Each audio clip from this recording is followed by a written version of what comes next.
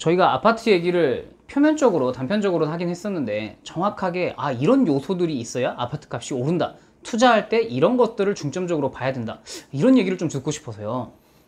투자에 대한 요소, 우선 광주광역시라는 지자체에 거주를 하고 있기 때문에 광주광역시에 빗대어서 말씀을 좀 도와드리겠습니다. 첫 번째로 생각하는 요소는 교통, 즉 도로입니다. 교통? 그렇죠. 뭐 광주도 고속도로도 인근에 있고, 그리고 순환도로도 있고, 지하철도 있고, 뭐 다양하게 있는데 어떤 거를 말씀하실까요? 우선 제가 교통으로 인한 집가 상승이 많이 되었던 그 요소들의 첫 번째 위치를 말씀드리면 수안지구입니다. 수안지구. 네, 지금 현재 매우 유명한 곳이죠.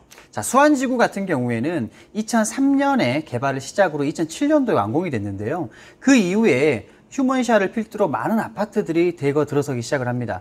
당시의 분양 가격은 2억의 초반, 중반으로 많이 분양을 했었는데 상당히 많은 미분양이 났었습니다. 수안지구가 미분양이 났었군요. 맞습니다. 그 당시에 아파트를 투자하려고 하셨던 분들, 구매를 하셨던 분들이 아마 많이들 계실 텐데 아마 다들 경험을 하셨던 내용들이고, 당시에 미분양이 많이 되었었던 첫 번째 이유는 당시에 광주광역시의 광산구에 위치했었고, 사람들은 대부분 동구라든지 남구, 서구에 많이 위치했었고, 더군다나 광산구에서는 많이 거주를 하지 않았었어요. 그렇죠. 옛날엔 광산군이기도 했고, 그리고 좀 시내랄까? 중심지에서 좀 외곽 쪽이었으니까 그랬겠죠. 그렇기 때문에 거리상 상당히 멀다고 많이 느꼈었고, 두 번째 같은 경우에는 하남공단이라는 공단과 함께 바로 붙어있는 도시였기 때문에 좀 살기에는, 거주하기에는 조금 불편하다고 많이 생각을 했었습니다. 그렇기 때문에 미분양이 많이 났었고, 근데 그 아파트들의 가격이 오른 데 일조했던 첫 번째 이유가 바로 빛고울로라는 도로였습니다. 도로 이름이 빛고울로인가요? 맞습니다. 제가 이제 우리 상무지구에서 수안지구로 인접할 수 있는 가장 큰 도로가 있죠. 그 도로가 빛고울로인데, 그 도로가 생김으로써 들어가는 노선이 굉장히 짧아졌고 편리해졌죠. 그리고 두 번째가 순환고속도로, 제2순환고속도로가 아주 큰 역할을 해줬습니다. 이 순환고속도로와 빛고울로가 생긴 이후부터 이곳은 광주광역시 안쪽에 있고 가깝다라는 인식이 든 이후부터는 여기에 있는 집가가 계속해서 올라가기 시작을 했죠.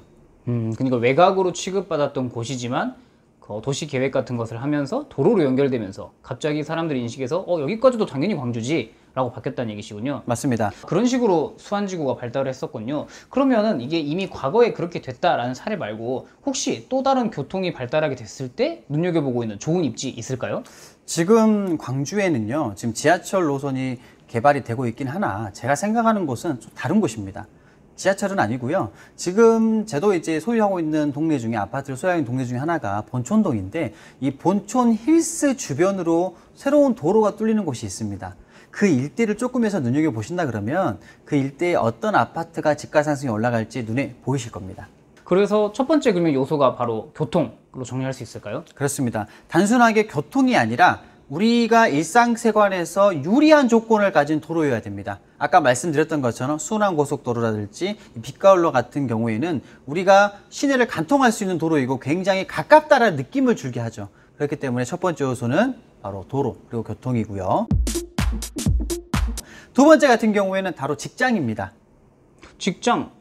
직장이요? 뭐 직장이 없는 곳은 아닐 텐데 어떤 또 말씀하실까요? 단순하게 생각을 한번 해보겠습니다. 수도권 같은 경우에는 출퇴근하는데 1시간에서 2시간까지도 많이 고려를 하지요. 근데 지방 같은 경우에는 30분만 넘어가도 굉장히 길게 느껴집니다.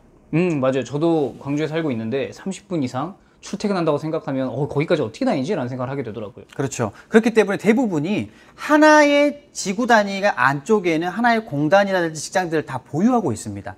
예를 한번 들어보면 방금 말씀드렸던 수안지구는 당연히 하남공단을 품고 있고요. 평동상당 같은 경우에는 선원지구를 품고 있고, 그리고 첨단 2지구 같은 경우에도 에코라든지 많은 공단들을 어떻게 보면은 다시 품고 있고, 이런 식으로 모든 지구들 같은 경우에는 배후 주거도시로서 직장들을 품고 있습니다. 광주가 그런 지구가 많은 게 아마도 공단도 설립이 되고 거기에 따라서 주거지를 같이 설계를 했기 때문에 그런 얘기신데, 그거를 그러면은 미리 내다볼 수 있었다? 또는 고려를 해야 된다라는 얘기신 거죠? 맞습니다. 지구 단위 안에 있는 아파트들은요, 집가 상승폭이 상당히 높게 평가받고 있습니다. 예를 들어서 다른 지구를 한번 생각을 한번 해보십시오. 직장과 거리가 먼, 특별하게 다른 요소가 있지 않는 한은 집가 상승 폭이 올라가는 데는 많이 어려움이 있습니다. 지금 안 그래도 수도권에서도 배드타운이라고 해서 이제 잠만 자는 도시가 아니라 직장도 생활도 하고 여가도 누릴 수 있는 그런 복합 도시를 만들어야 된다는 얘기인데, 광주는 그런 차원에서 보자면 조금은 성공적인 뭐 스토리 같네요. 맞습니다. 그리고 마지막 세 번째는 그래도 토지에서 보았던 용도를 함께 봐야 된다고 생각을 합니다. 아파트를 볼 때 또는 뭐 투자 같은 거 살 때 용도를 봐야 된다고요? 맞습니다. 거주할 만한 아파트 브랜드를 보는 것이 아니라 어떻게 이 동네가 형성될지를 앞서 미리 분석을 하는 거죠. 상무지구를 한번 예를 들어보겠습니다. 상무지구는 이전에 상무대라는 군부대가 이전된 이후에 먼저 생겼던 곳이 상무지구에 있는 유흥가가 아니라 아파트 단지였습니다. 아, 그렇죠. 상무지구는 말 그대로 그 상무란 뜻도 군부대였었는데, 처음에는 그렇군요. 다른 것이 아니라 아파트가 먼저 들어섰었군요. 맞습니다. 지금에 있는 금호, 라인, 대주 같은 아파트들이 예전에 먼저 형성이 됐었고, 그 다음에 상업지역이 개발되면서 어떻게 보면 광주에 있는 가장 비싼 평당가로 높이 불리우는 곳이 바로 상무지구인 거죠. 사실 그래서 제가 생각하는 것은 이 상무지구에 있는 상업지와 그 주변에 아파트들이 세워져 있는 이종 일반 주거지역 같은 경우에 절대 배신하지 않는다라는 것을 제가 말씀을 드리고 싶은 겁니다. 그러니까 이게 조금 더 미리 현재 지어진 아파트를 투자하는 것이 아닌 조금 더 미리 제가 토지 투자를 한다라고 생각을 해보면, 방금 말씀하신 대로 지구가 형성이 됐다 또는 용도가 지정이 됐다 라고 하면 뭐 지금의 상무지구처럼 충분한 또 가치를 누릴 수 있겠다, 이런 얘기시죠? 맞습니다. 그렇기 때문에 단순하게 아파트만, 그리고 하나의 아파트 단지만 볼 것이 아니라 그 주변에 있는 인프라뿐만 아니라 내가 지금 구매하려고 하는 이 일대의 상업지는 어떻게 분포되어 있는지, 혹시라도 분포되어 있다 그러면 현재 가격이 얼마나 책정되어 있는지 먼저 들어가서 선점할 수 있는 그런 눈을 가지시길 바랍니다. 토지 같은 경우에는 사람들이 생각하기에 큰 금액이 들어가야 된다, 그리고 어떻게 보면은 긴 시간 동안 기다려야 된다, 이렇게 생각을 많이 하고 위험 요소가 많이 있다고 생각을 하시는데 그렇지가 않습니다.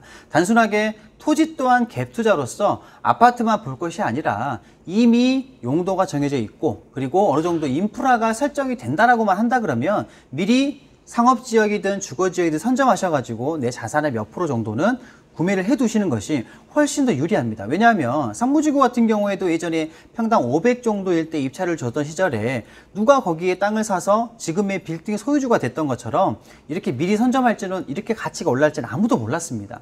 그런 것처럼 제가 말씀드리고 싶은 것은 시가가 올라갈 만한 곳에 확실한 곳이라면 나 또한 조금씩 사두는 것이 훨씬 더 투자에는 유리합니다. 그러니까 전 재산으로 토지 투자를 하라는 얘기는 당연히 아니시고, 이게 지가 상승이 충분히 될 만한 천지개벽할 가능성이 있는 곳들에는 아주 일부를 담아두시는 게 좋을 것 같다. 맞습니다.